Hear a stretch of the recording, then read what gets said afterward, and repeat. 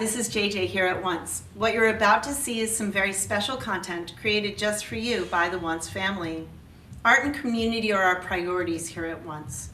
We'd rather be with you in person, but what we can do right now is create virtual experiences for us to all enjoy together.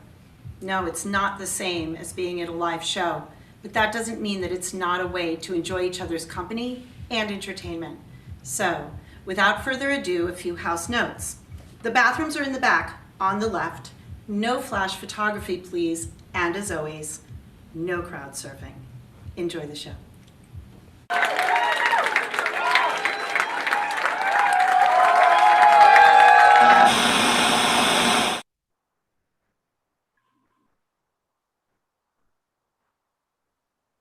Hello, hello. Hi, Omari. Hello. Greetings and salutations. How you doing today? It's nice to see you. Welcome to Let's Get Critical, the show where I, JJ, talk to you, Omari, about things that you don't usually talk about, I think, because usually you're the person who's turning the lens literally on another subject. So the idea behind this show is to give you an opportunity to talk about some of the things that you see, hear, and feel when you're shooting and thinking about shooting rock bands, as opposed to thinking about what they are doing. Because, they get enough attention. They don't need any more attention. It's your turn. So what I'd like to do today is I'd like to start with a little bit of backstory. I know you as a photographer around the Boston music scene, but I don't know you super well. And I'm wondering if you can tell me a little bit about where you grew up and when did you pick up a camera? Yeah, for when I picked up a camera, I think I started kind of late. So I started shooting stuff, I think around 2017, and then music at the end of 2017. But I grew up in New Orleans. That's where I was born. And so I was there for around like the first 10 years of my life. And then I moved to Massachusetts. It was basically because of Hurricane Katrina, but there's some moving around back and forth. But the short version is that I was born in New Orleans. I went to high school in Massachusetts, and then I went to college in upstate New York. And after college, I came back to Massachusetts. So when you say that you came to photography late, were you in college when you started taking pictures? I started or was it right after college? Yeah. Right after. So what happened? Well, first of all, where did you go to college? What did you do? What was your thing that you were passionate enough about to get through college? Yeah, so I went to Skidmore in Saratoga Springs in upstate New York, and I majored in both philosophy and sociology, and I'm still into both of those subjects. And I think sociology was what kind of indirectly ended up pointing me towards photography. So in my last year, I took a class on video ethnography. So it was basically just a class where we got to make like a little mini documentary ourselves, and we got to shoot it and edit it, and that was the whole final project for the class. And that was a lot of fun. I'd been into editing videos before, but never really shooting videos. And I didn't do all that much intensive shooting for that project, because most of what I did was using my phone to shoot B-roll. And then I rented, I don't even remember, but it was a camcorder basically from the library at school to do the interviews for that class. And so I was really into interviewing people in sociology. I thought that was a lot of fun. And the process of making a little documentary was a lot of fun too, because I think working with video is a neat and fun thing. So well, it's definitely a different way of capturing, right? If you're talking about sociology, you're talking about holding on to something, documenting something. It's sort of a, I could see where you would go from one interest into that one. Yeah. So, but you don't generally shoot video, you shoot still. So who put that camera, who pressed that camera into your hands and said, take this and make art? Yeah. When did that happen? I was working for, I think, around a year after college. And then I was like, oh, I've been back home for a while, and I enjoyed getting to shoot and edit some videos together in college. So I'm gonna buy a DSLR because I can take pictures with that too and do videos. So I got the first camera that I bought was a Canon T5i, and my plan was to shoot video with it and like do fun video projects by myself. But when I got the camera and started learning how to use it, I got into photography, and I like basically haven't really done any video since. So it was like a real big accident. So I think of you as a music photographer. Is that mostly what you shoot or were shooting before the pandemic ruined our lives? Is that mostly what you were shooting? So yeah. I'm guessing that music was not like a passion that developed as late as your passion for photography. Were you already really passionate about seeing live music and following live bands before you started shooting? So I think that it's kind of funny because I was also kind of like late into getting into live music as well, because so when I was in like middle school and high school, I mean I guess forever I've been like into listening to music, but I started like playing guitar a bit in high school and like bass, and I like didn't really go to many concerts before college. I think the first show that I went to was the band The Internet on their first tour when I was a senior in high school. I think they toured, and I went with my friend when they played in Brighton. And so I feel like at that point, a lot of my friends had like been to like a bunch of shows and stuff at that point in our lives. So I was like, oh, I'm a bit of a late starter there, but yeah. And then it's okay, you caught up. You've more than caught up. Yeah, I guess so. And after college, I went to a lot of shows because I wanted something to do. And during college too is when I started going to shows, because like on campus there was stuff going on. And I also like, I think that before I would be like, when I saw The Internet with my friend, I saw them with my friend, and I don't think I would have gone if I hadn't had my friend to go with. But when I was in college and saw that there was like cool stuff going on campus that my friends might not actually be that into, I was just like, oh, I can just go by myself. And so that kind of snowballed into me getting really used to going to shows by myself. So after, yeah. When did the camera go to the rock show with you? When was there a moment of like, oh, I can put these two things together? Or were you shooting? Did you start with were you holding your phone up and then thought like, oh, I could bring my camera? Where did that come from? Yeah, so I never really shot with my phone. The first thing that I shot with was, so the T5i was the first DSLR I bought, but I also have a Fuji X100, like little digital point and shoot camera. And so that was the first one I brought to a show. And that was because for a while I had mostly been like into learning about like street photography. So I just walk around downtown Boston and shoot stuff there, and just kind of like take really long, like 4 or 5 hour walks or something, and come home with like maybe 2 photos that I thought were decent. But after a while, I was like, oh, I'm going to like a lot of shows, and I like going to shows. And when I like learned about how you can get cameras into venues and how like a lot of places don't care if you have like a point and shoot, I was like, oh, well, I'm really interested in this like cool kind of compact point and shoot camera anyway. So if I get one of these, then maybe I could bring it to shows and then like work. Do you know what your first show was? I think shot? Do you know? The first thing that I brought a camera to, I think, was it was French vanilla with pink suds and sounds like a dinner. Sounds like dessert. French vanilla with pink suds. Yeah. It's my favorite dessert. But yeah, that was Where was that? That was at the Middle East. And when was that? That was. Can you tell that I'm setting you up here? Yeah. When was I think that? I could probably tell you exactly when it was. It was let's see. Sometime in 2017. So maybe I can't tell you exactly when it was, but yeah. Okay, so 2017 was not that long ago, my friend. That's not that long ago. So here's why I'm setting you up. I've watched you move through shows. Probably, I mean, you probably started, we're shooting pretty quickly at Once, right? Like Once was probably one of the earlier places that you went to shoot shows. I've been watching you move through a crowd for 3 years. It would never have occurred to me that you hadn't been doing it for a decade. You move through an audience. One of the things that I think is very special about your work is that you are absolutely, and this is important. This is something that is true of, in my mind, great documentary photographers. You move through an audience, you move through a space without being without affecting it, without infiltrating the naturalness of it. Live music photography is not an easy thing. Speaking as somebody who shot live music for a long time. Now, I was shooting film, which is different, but live music photography is complicated. It's very easy to take a not compelling photo. It's very easy to get, to not get the exposure right, things like that. Somebody bumps into you.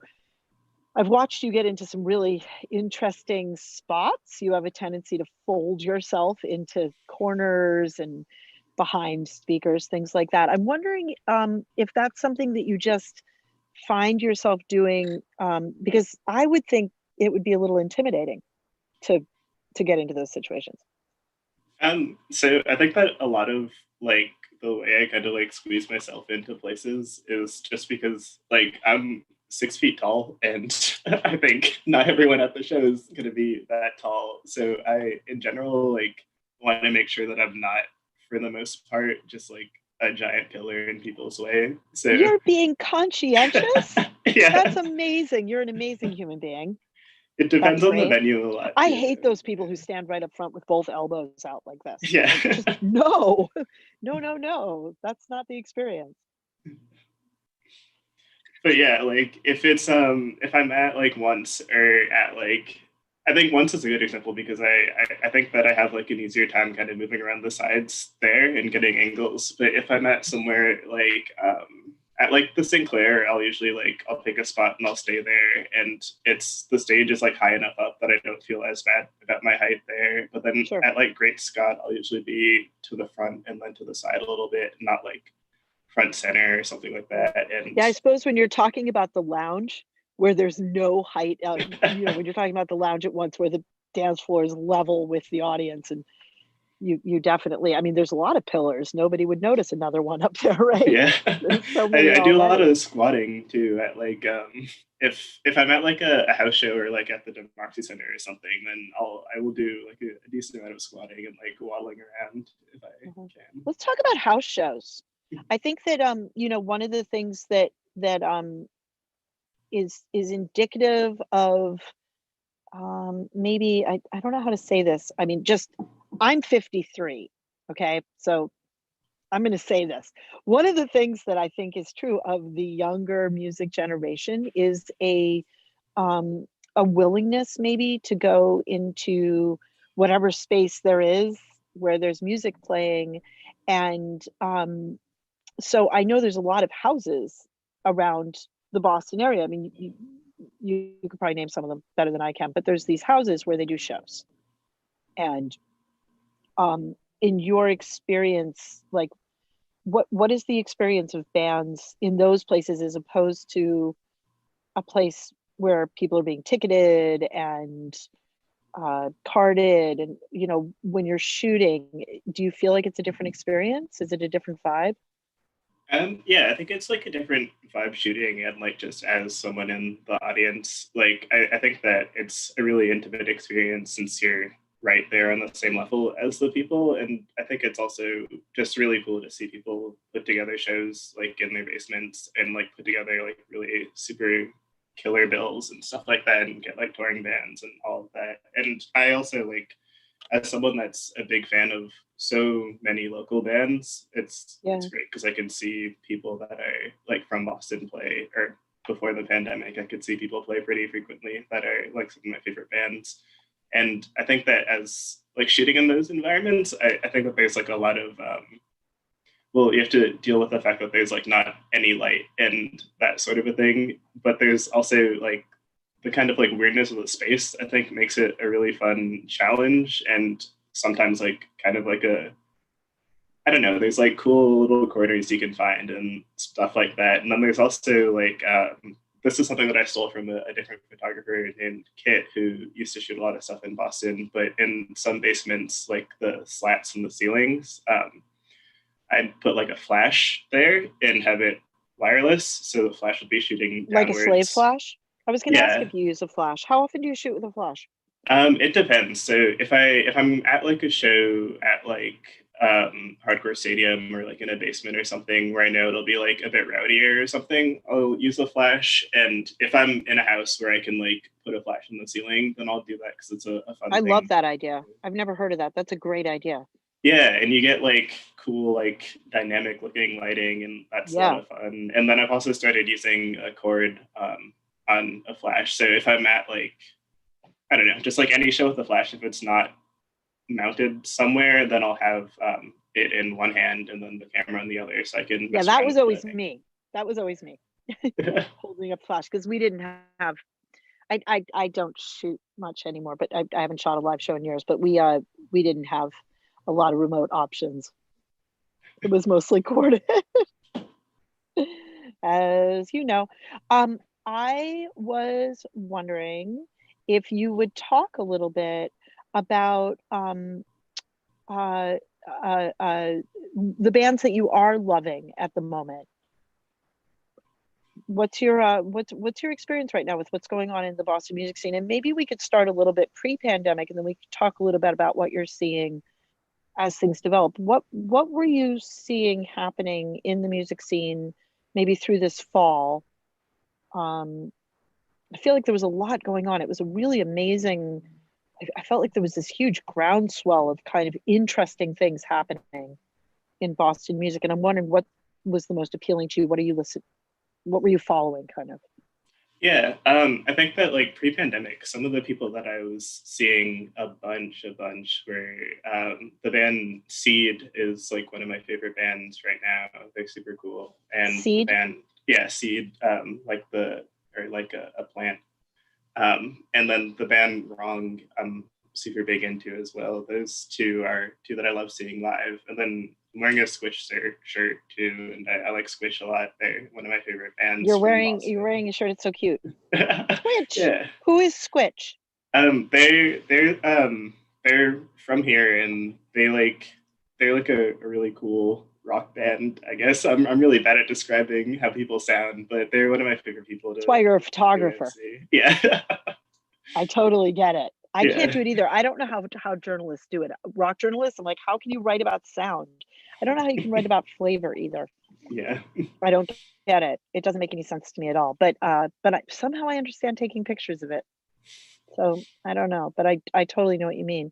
All right. So what are these bands? What's Squitch doing right now? Do you know? Are you following up with these bands or keeping in touch with these bands? So I haven't really been in contact with like that many people. I've done some promo shoots recently with folks and then gotten to figure out like what's going on there. But other than that, I've been kind of like out of the loop more than I used to be, because during like pre-pandemic, I was pretty tapped into stuff, mostly through Instagram. That was like the only social media that I used, just because I was posting pictures there. But then I was also like finding like gig flyers there, or like knowing people's tour schedules from when they posted there, and then updating my own calendar, and like knowing when people put out like a single and that sort of stuff. But now I haven't been on Instagram as much, so I'm not like as tapped into what's going on. I know that Seed has an album on the way, and I know that Switch has a new album that's going to come out eventually. I'm not sure what's going on with Wrong and a bunch of other folks. I don't really know what's going on, which is a bummer, because I feel like I feel like everything has been pretty uprooted, but I feel like other than just being someone that went to multiple shows a week, I also went from that to no shows and being a lot less tapped into. Yeah, you didn't just go to shows. You went to shows and worked show. I mean, this was a huge part of your life, because some people go home after a show and maybe their ears are ringing and maybe they tell their friend how great a show was. You went home after a show and edited hundreds of photos. So it's not just like, oh, I didn't go to a show last night. It's like, oh, I didn't go to a show last night. Now I have nothing to do for the next 3 days, right? Yeah. So I'm gonna ask James, our virtual venue tech magnifico, to run a little ad for once. I believe it's a little ad for helping to save our stages. We are also starting a local org called Save MA Stages, Save Massachusetts Stages. We won't be talking about that yet, but I will be encouraging people to hashtag save MA stages as well as save our stages. So I'm gonna ask Jamie to run that little ad, and I want you to get ready to share your screen. When we get back, we're gonna look at some pictures. Cool.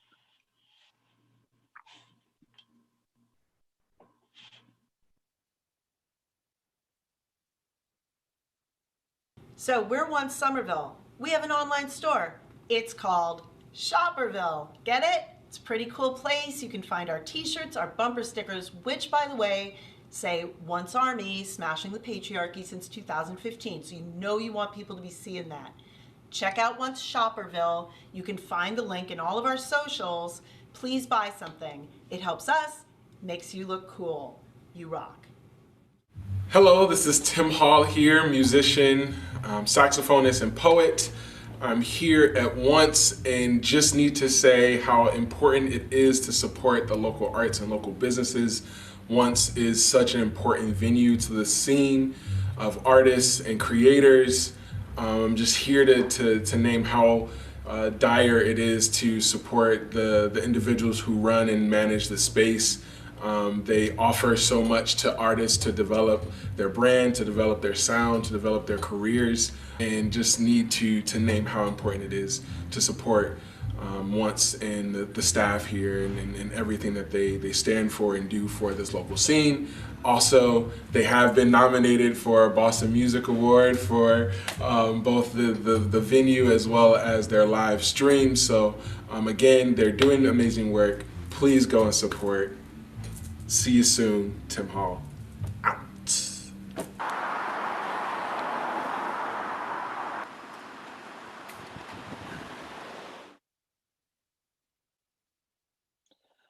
Oh, I get a little like, when I see the front of the venue, I always get a little like, we have to do this. You know, it's funny day by day how it's kind of like, oh, well, here we go. Another day, get up, put on the mask, be safe, don't get sick. And then there's also this like huge part of our lives. Everybody, of course, is affected, but we're talking about us, right? We're talking about you and me. We're talking about our lives in the music scene. This is what we did. We went out every night. We were involved. We were passionate. We were making this thing happen. And, you know, you're making it happen by documenting it, which is very, very, very important. So I want to invite you to share your screen, and maybe we can take a little stroll through your photos. Your website is gorgeous. Thank you. Did you do that? Will you do mine? I just did it through Squarespace. It looks great. It looks great. We're going to show everybody how great it looks. All right. Let me know when you can see it. There it is. Awesome. I can see it now. All right. So do you want me to just take a photo and? Yeah. I'd love for you to talk about these a little bit. I definitely, I see some I recognize, and then I see many I don't. And what I'd love to do is, if you could maybe show us some of the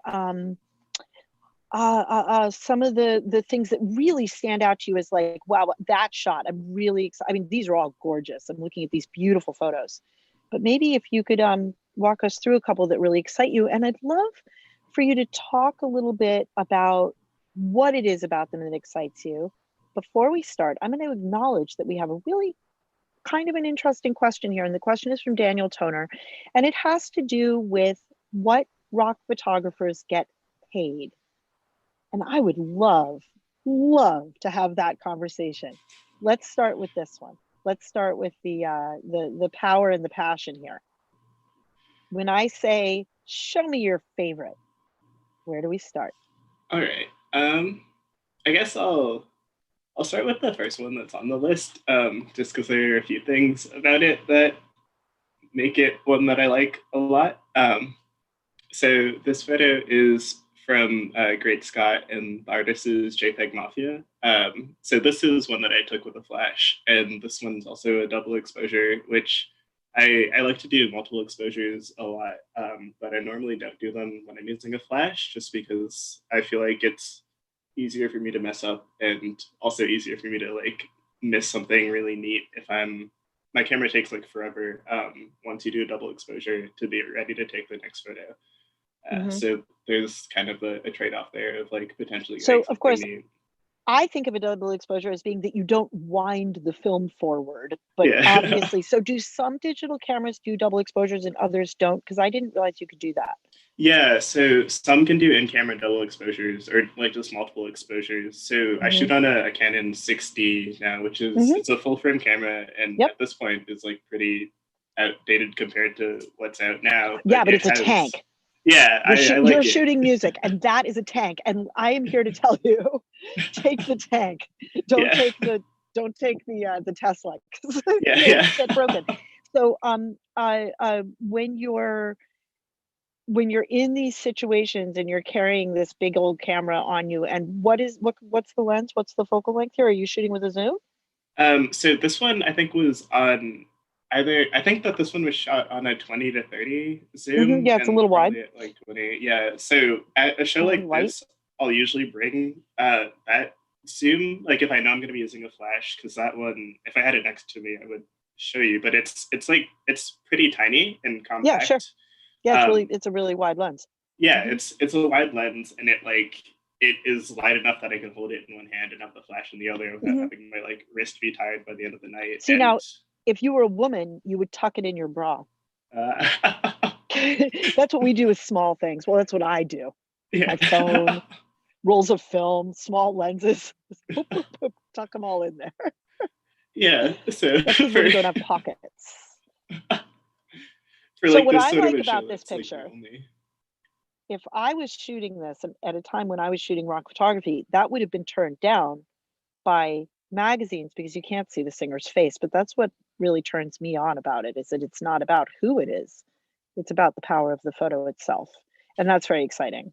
Yeah, I feel like this one does a good job of capturing like the energy in the room. Like this is like a spot at Great Scott that I'm shooting at a lot of the time, like this sort of an angle. And I like how much of the crowd is here and how much of the artist you can see, even though you can't see his face. But I don't know, I feel like that there's like a really that's great, tangible, like energetic feeling from this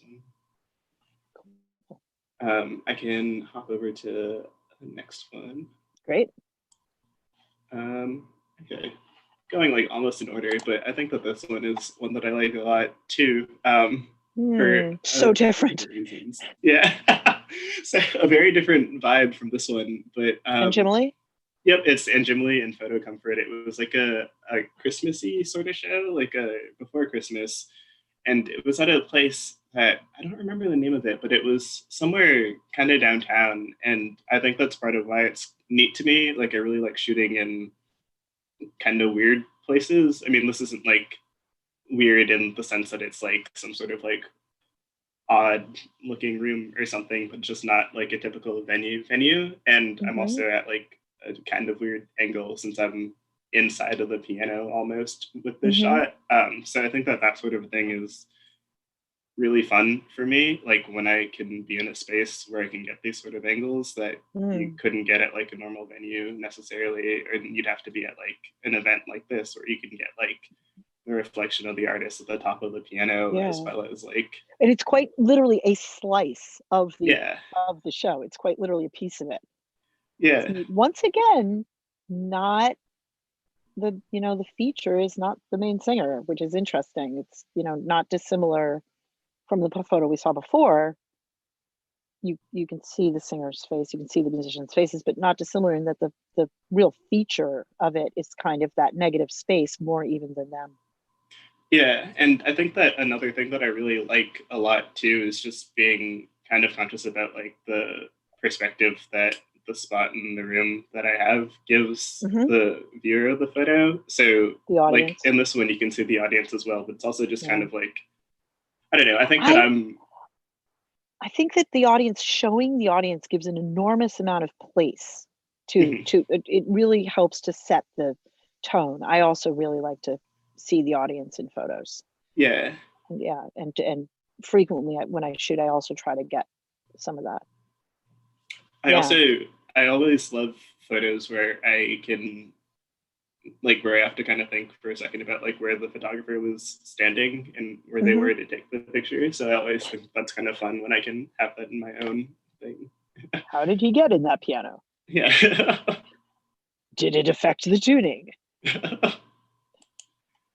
And then I'll move to, let's see. So, oh, this one is a fun one. So this is like one of the few times that I've shot at the House of Blues. I don't go there like all that often. But this was during the BMAs, and this is Oompa. Sure is. And yeah, I think that this one is another one where the face of the person is This blocked, is Oompa levitating. Yeah. Talk about Oompa out loud. Look at that. That is just like full on riding the lights into the sky. I think that this is a really fun shot for that reason, like since we have Oompa levitating, and then also you get to see like people in the crowd. And a lot of the shots that I took this night were like really up close and of the people performing. But I thought that for this one it would be a lot of fun to like take a step back during this performance and like get some wider shots that show the whole room. And I think that it's also like when you have the super wild stage lights, like the ones that were set up at the BMAs, where there's like lasers. Yeah, like that sort of a thing is not like the environment that I'm usually shooting in. So being able to like really crank up the contrast and like mess with You're nominated this year. You were nominated last year too. Oh yeah, I was last year and this year, and I think I was nominated the year before last year as well. And congratulations, thank well you. deserved. It's fun, you know. I am personally having a huge amount of sentiment about the BMAs at the moment, and it's funny because I am known for being really, how about immature when we don't win the BMA. I remember one time I got lost in House of Blues when we didn't lose the BMA, when we didn't win. Anyway, I'm not going to go into that, but it's funny because I wouldn't have thought that I would have felt this way, but I actually feel really sentimental for the whole experience of going to the BMAs and the excitement and the camaraderie. And even though I always feel like, oh, it's all, you know, it's a big popularity contest. And it is, because it's voting, and voting is always, in these cases, you know, I can be like, vote for Omari. But what it comes to is it's a big popularity contest. And there's no way House of Blues is going to lose because everybody knows who they are. Like nobody knows who Once is, and we're in the same category, which is ridiculous. But I'm feeling really sentimental about it. And you show me this picture and I'm like, oh, this silly over the top lighting at the BMA. Yeah. Because how often does our scene get to experience that level, right? Yeah. You know, we're over at Once where we're like, you want a light show, bring a couple flashlights. I think that I feel kind of a similar way about the camaraderie of the event because like it's so I've been and shot at it twice and it's like kind of a very long and overwhelming night, but I think that the part that I enjoy is being able to see like bands that I am like cool with that I've seen play all year and like people that I've shot with, like other photographers, and like you just all get to kind of hang out for the night and do whatever. And then by the end of the night, I'm like exhausted and definitely want to go home. But for a little bit, it's like kind of a little bit just kind of like seeing a bunch of folks all in the same room that you've been seeing at shows. And I think I felt the same way about, I shot one Boston Calling, and I'm not like a super big festival person, but being able to see other photographers that I've like shot with all year and just kind of like be in the photo pit with them and just kind of bounce around to different stages was a lot of fun. Totally. Yeah. I also feel really sentimental about Boston Calling. Like I always go to Boston Calling and I bitch about the crowds and the cost of a bottle of water and, you know, the whole thing, but it's great. It's like a really important social experience, and we see each other there, and like, you know, you see your friends there and you're like, oh, all these assholes, you know, it's like part of it, right? But then I love festivals because you get to see so many bands. Like I'm so bummed out that we don't have the Rumble this year, because the Rumble is like where I get turned on to all the new bands, all the new local bands, and I love it. I love seeing, you know, 4 new bands. I'm like, whoa, that's great. That's totally cool. And how do we find that? I don't know. I think we still can. Yeah. Let's see. I'll pull up. What's a fun one? I mean, there are a lot. I guess I'll do this one of Show Me the Body at Hardcore Stadium is another one that's taken from like a weird angle, and another one taken with a flash.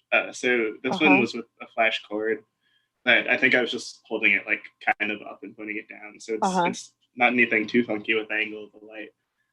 But do you have any examples of that thing you were talking about where you put it in the ceiling? Yeah, I can pull one of those. Show me that. As well. I want to see what that looks like. This one all those people was in that from room. A flash on the ceiling. So you get those shadows. Yeah, and I think that's a lot of fun to play with. And I also get to like move around the room and have the light be kind of consistent. So with this one, the flash was in the ceiling and playing down, and if the exposure wasn't as long as it is, it ended up looking like kind of funky in a weird way. So everything that I shot from the set was like a pretty long exposure. But it wasn't necessarily like me trying to like wiggle the camera around to get the cool funky lines. It was just that if I hadn't done that, it would end up looking weird, which is hard to describe without like showing you examples of each Well, there's thing. actually a name for it. It's called dragging the shutter. Yeah. When you pop a flash like that and then have a long exposure, so you kind of paint in the texture like that. But I thought that it worked great really for well live for music. these ones. Yeah. Yeah, but I like how, so you can see the shadow because the flash is coming down from above, which is really interesting because you don't see the light source. Yeah, it also like, I think it's kind of, if you've seen photos from, I mean, this is like getting into kind of weedsy, like if you go to every single basement show in Boston, but like if you've seen like photos from like, this was shot at Trixie's Palace, if you see stuff shot at Trixie's, I think that I've shot like a ton of different stuff there, and a lot of stuff doesn't look like this since the lighting will be like a certain way. So getting able to really like switch things up in a familiar place, I think is a really fun part of being able to like stick the flash on the ceiling like that. And this one was also shot on like, I think the 20 to 30 lens, and I was squatting on the ground for this one. And I remember during this whole set, I was like around the room, just kind of like squatting a lot. Yeah.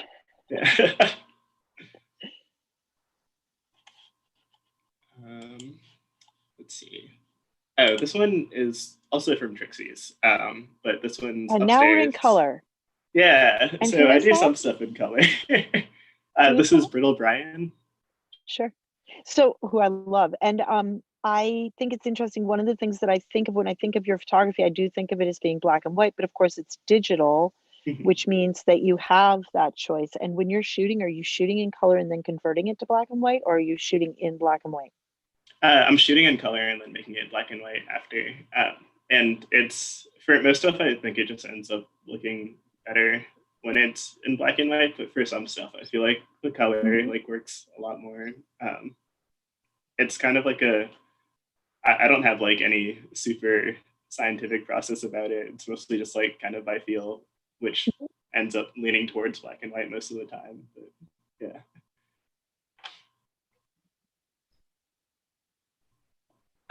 This one is, I like this photo just because it's like it's another sort of like weird intimate space. Like we've got folks on the couch and folks on the floor, and we're in a house like very clearly. And I think that this is like a pretty special feeling that it captures. And it's like, we wouldn't have thought too that it's not just capturing a moment in time and like maybe, you know, the look of people's hair at that moment or whatever, but now it's also capturing something that we may not have again for a long time. Yeah. You know, people sitting a foot away from a singer with a guitar. Yeah. Something that, you know, I still can't get my head around that. You know? I think that like looking at a lot of photos like this, it's kind of like a bummer now just because this feels so distant. Like I got a book in the mail the other day from someone who's like a Bay Area photographer that shoots a lot of stuff, and I loved all the photos, but I was also like super bummed out when I got through it because it was like from a lot of really cool intimate shows. I'm like, oh, I really miss that. So yeah. Yeah, totally.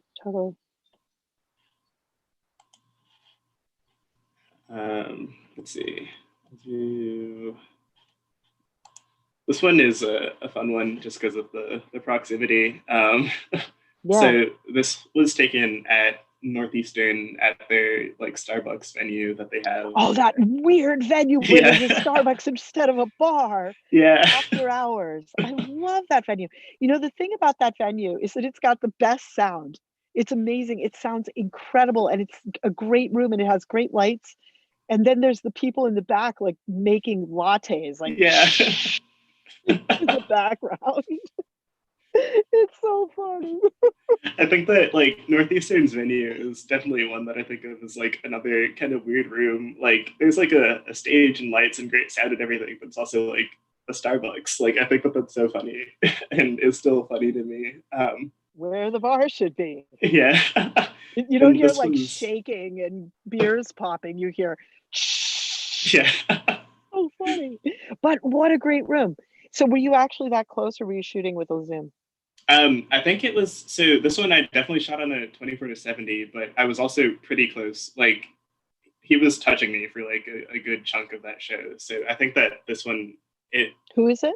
JPEG Mafia. So it's the same person in the very Mhm. first photo, just in a different room. But I love he that you're does showing us local musicians. Oh, You're he's not from here. Oh, he's but, not. Yeah, I've just seen him and shot him multiple times, just because I guess I'm a really big fan. But Which is great. Lucky Yeah. him. but yeah, he does a good job of like being everywhere at once and in the crowd for a lot of the shows. So there are like a lot of really neat shots like this where you can get super close. And yeah, I think this is a fun one of those. Did you ever shoot Shame? No. Or actually, I did at Boston Calling, but not like at like a venue. They were a fun set to watch, and I've seen like videos of them too that I've like loved a lot. This one is Wrong, the band that I'd mentioned before, and this show was also the Friday after Boston Calling. It was Wrong and Pile. They played at Great Scott, and it was a lot of fun because it was like completely packed and sold out, and they're both two like amazing bands and amazing energy. And this was like the very end of the Wrong set.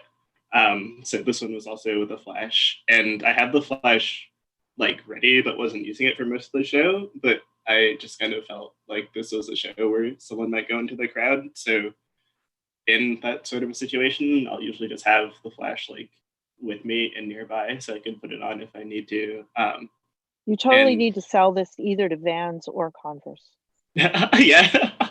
I think that if you look at a lot of shots where you see a lot of shoes from shows, then they could work pretty well as Vans ads or like Doc Marten ads. So great.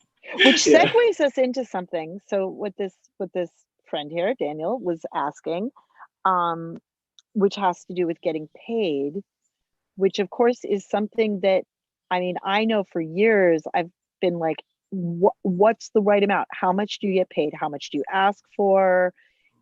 Are we getting ripped off? And I am getting paid when I the very, very, very rare times that I sell something to editorial, I don't get paid much more than I was getting paid in the 80s.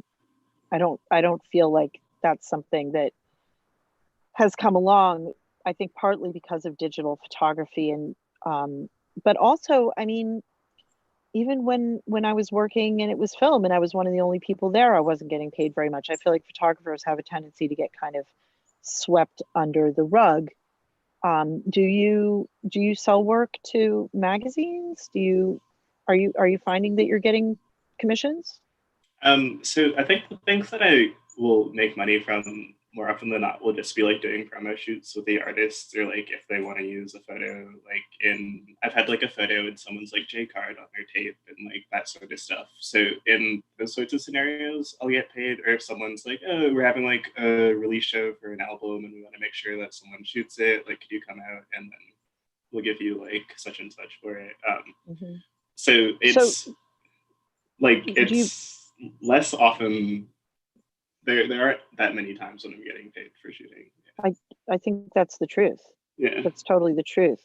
What is do you mind my asking you, like right here and now, if this is an ad, you can have your band photo done, you'll give them 10 finished selects that they can use for anything they want, with or without credit. Do you want to tell me what the price ticket on that is? Do you even know?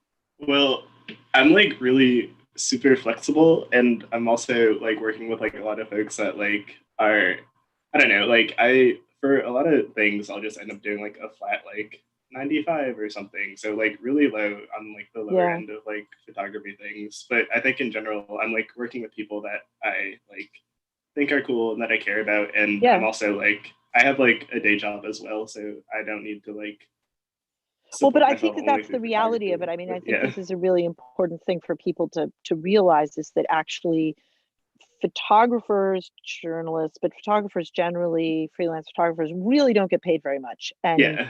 I mean, I can speak to a very, very, very different thing. The question was, what are the most common ways that rock photographer gets paid by the band, by a media outlet, to an individual collector? I think probably in my experience to a band is, it sounds like to you too, is the way that if you get paid, more often it is from a band. Although I agree, I mean, I think the last band shoot I did, I got $200 for, a full shoot and edit. And I certainly have done some recently, where I just do them because I want to keep my hand in or whatever. You can see the pricing on my artwork on my website, but I do ask quite a lot for collector photographs. And I guess I always felt when I was shooting at your age and younger, that what I was doing was for love, not for money. Although it was very exciting when my pictures would get into print, but I was more excited about them being in print than the $25 or whatever that I'd gotten paid for that picture, which is still what I get offered a lot for an editorial shot. Um, I think being collected is something that, I'm very, very, very, very proud of the fact that I do have people now who collect my work, but it's not like a lot of people. It's not like I sell work enough to survive. Yeah. I think that it's very few photographers who are cleaning up. Bob Gruen. Bob Gruen is the only rock photographer who's cleaning up. Boy, is he cleaning up. He's selling all the work for everybody.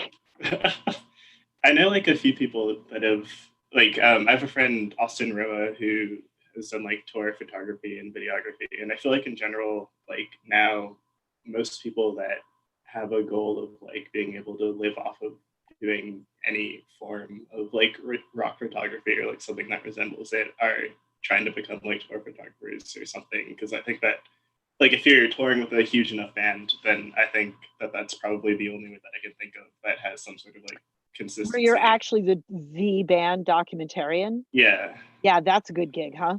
Yeah. I never had that gig. That sounds like a fun gig. I want that.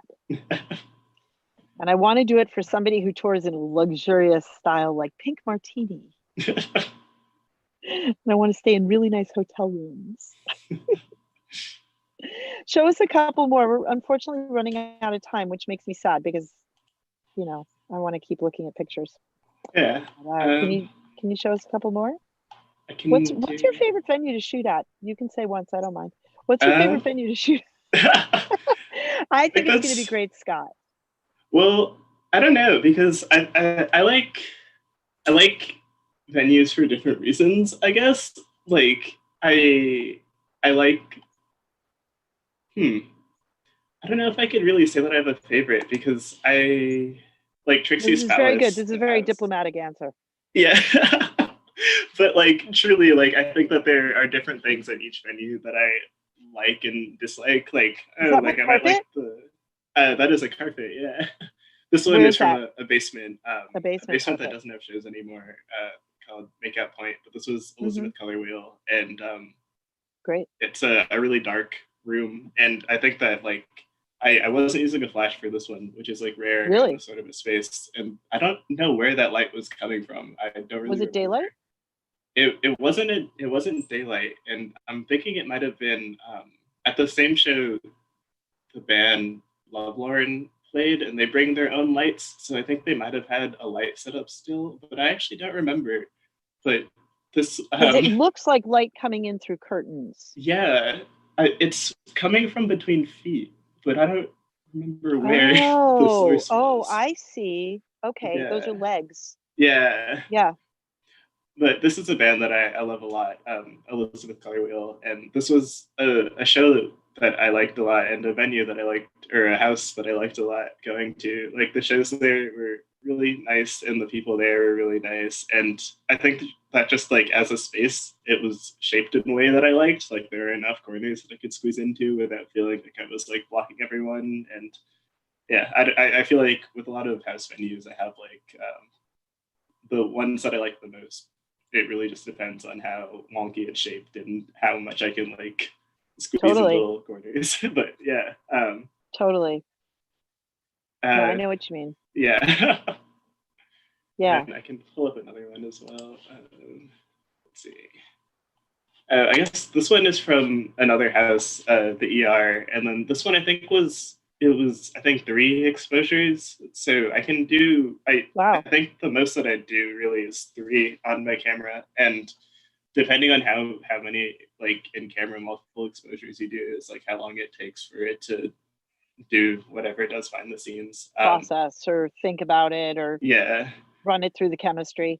Yeah. Who is this? This is Bat House, and I think they just put out a single recently, which was really cool.